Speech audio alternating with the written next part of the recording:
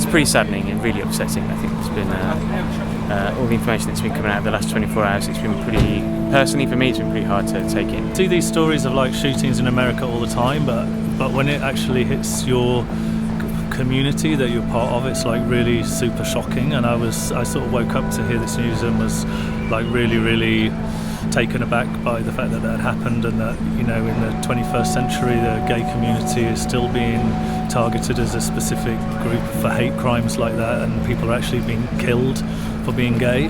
Information isn't yet out yet about the person who's done this, but the assumption is it's a fanatic. What can you do for that, for someone who is hell-bent on doing something like that? But I think it's important that things like what's going to happen here tonight, about a show of solidarity and support, I think things like that are important to show that it won't change the way we live our lives. I think that being gay is like the last area of diversity where it's still kind of seen as acceptable to sort of mock gay people, to use gay as a very negative term. It's still kind of seen as acceptable to, you know, put gay people down and laugh and joke about them, whereas other diverse communities, that's not acceptable. You know, it's like in football, there's still a lot of homophobia. There's very few out sports people. So I think, you know, maybe if anything good comes out of this, it'll be the fact that it draws attention to the fact that the gay community is still very much oppressed. You know, we might have, like in metropolitan London, it's acceptable to walk around and hold hands with your partner and stuff, but this is only very tiny parts of the world where that is the reality, and most of the world, I think it's still very difficult to be gay.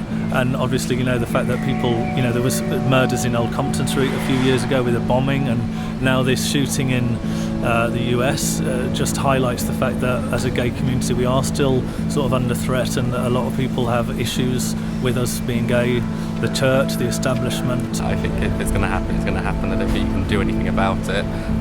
It's just probably about educating people more than what we already do to not let it happen. Every time that there is a significant incident in the US, everyone says that gun laws need to be looked at, and then it gets forgotten about and nothing happens. I think gun control is something that again, we'll say that something has to happen about it, but I wonder whether anything will really happen.